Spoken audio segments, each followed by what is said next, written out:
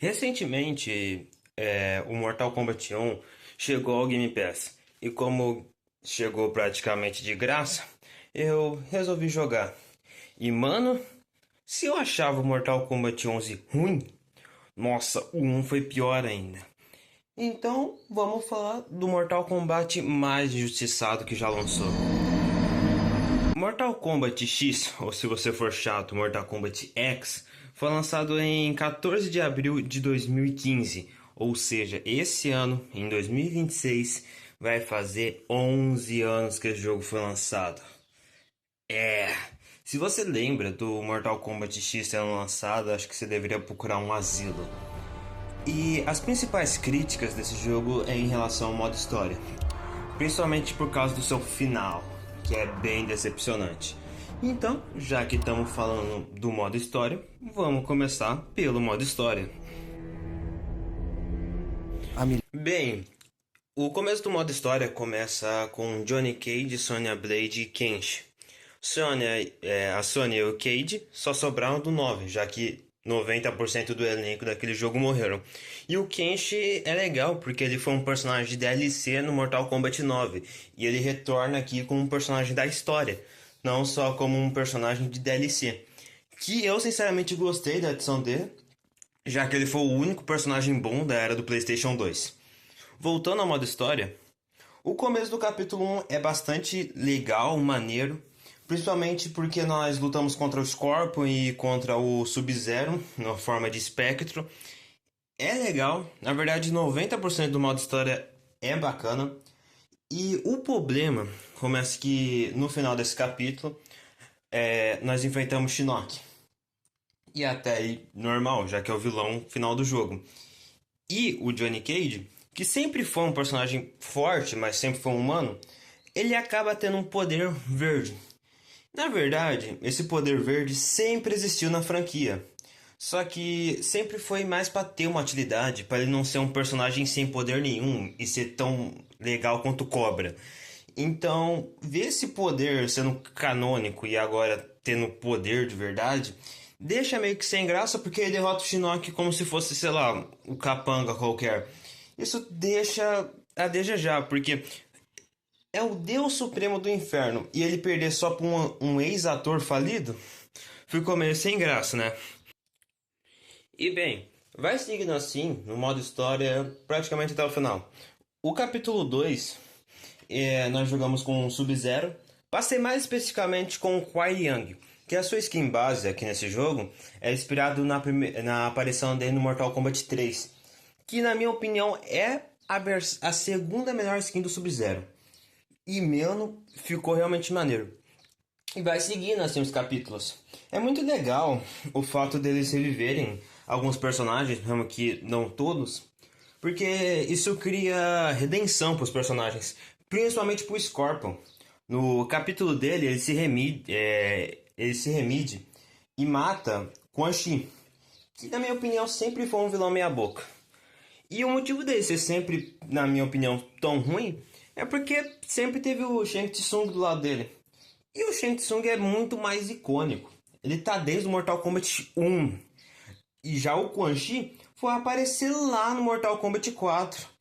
Ou Mythology Sub-Zero, se você for nerdão da história. E é muito legal também que e logo no começo do modo história já é apresentado o novo esquadrão, que são 4 personagens, que é o Takeda, a Jack Briggs e a Cassandra Cade, junto com o primo do Kung Lao, que ninguém liga. Sinceramente, dos 4 ele é o mais esquecível. E ainda assim, eu gosto porque, vamos combinar, né? Mortal Kombat não apresenta personagens novos bons há muito tempo.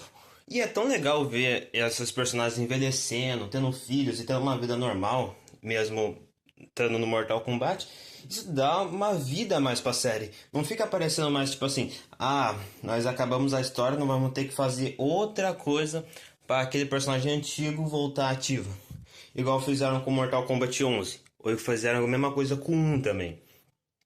Sem contar que o Takeda é o mais legal dos 4, porque ele é filho do Kenshi e é o descendente do clã do Scorpion.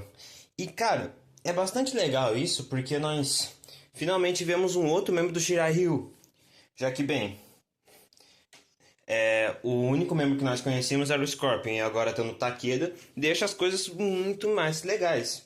Sem contar que ele tem poder telecinético do Kenshi, então sim, ele é um personagem bastante maneiro. Sem contar que nesse jogo foi acrescentado o Aaron Black e o Kotal Kahn, que são dois personagens que eu sinceramente gosto muito. Mesmo que eles não tenham tanta participação na história, principalmente o Aaron Black, ainda assim é um personagem bastante maneiro nesse jogo. No 11 eles capricharam ele de vez, mas aqui, que é a primeira aparição dele, ficou bem maneiro. Quanto ao Khan, que basicamente todo o arco dele é a disputa pelo trono, já que depois que Shao Kahn morreu, ficou meio que um espaço vazio. E é muito legal ver que nessa disputa a Mileena tá na corrida para pegar o trono. E é muito legal que adicionaram uma personalidade para ela. Já que antigamente, até no 9 mesmo ela não tinha personalidade. A personalidade dela era ser irmão da Kitana e ser feia, entre aspas. Aqui não, aqui desenvolveram ela, pelo menos um pouco. Mostrando que ela realmente tinha um apreço pelo Shao Kahn e tratava ele como um pai. E, bem, a história continua assim, até que o pessoal descobre que a Mileena não é a filha do Shao Kahn de verdade. Ela é um experimento de laboratório. Então Kotal Kahn assume o posto de Kahn. E caramba, vai continuando assim na história. Acontece várias reviravoltas, mas sinceramente isso não é um vídeo de história. Então ninguém liga muito. Até que chegamos no capítulo final.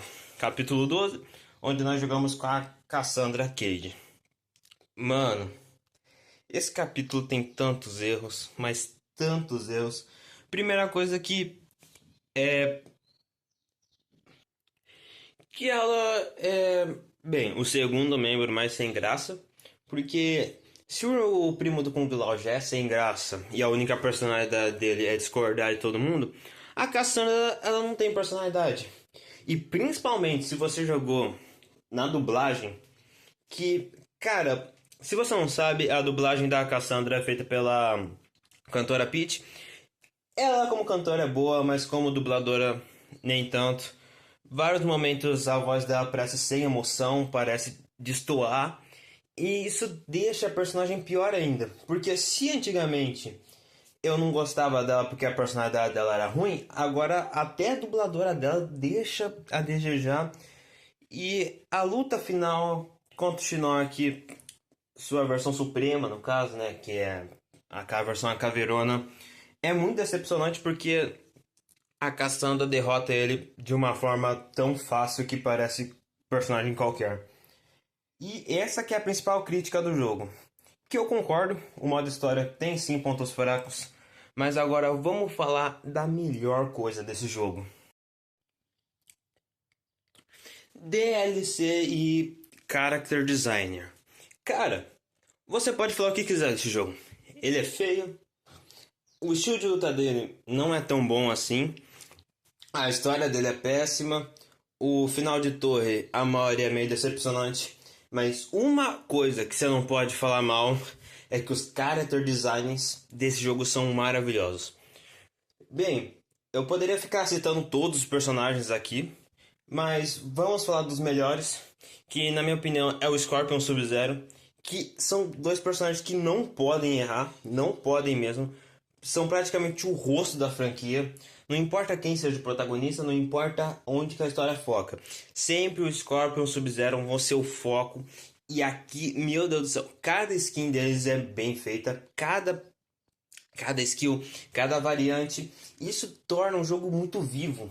E mesmo que eu tenha focado só no Scorpion e no Sub-Zero, vários e vários personagens têm skin maneiras, muitas skins marcantes, e não é à toa que se tornaram variantes no Mortal Kombat Mobile.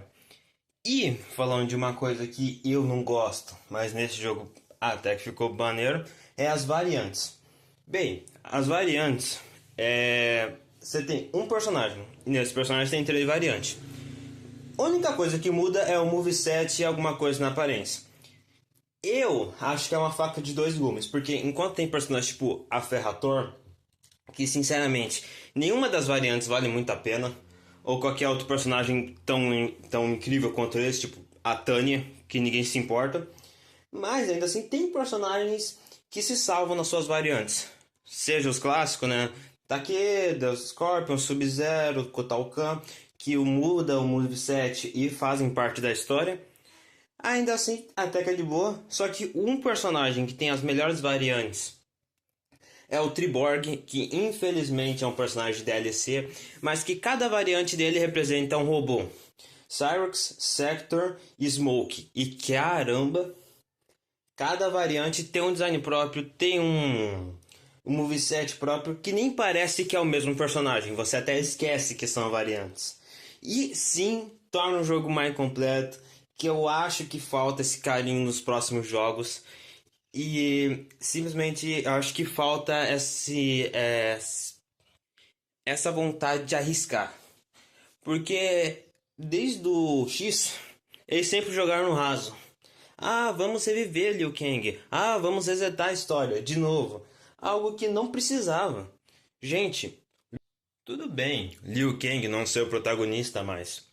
Porque vamos concordar, ele morreu no 9, reviveu no 11. E no 1 ele retrocede tudo. De novo.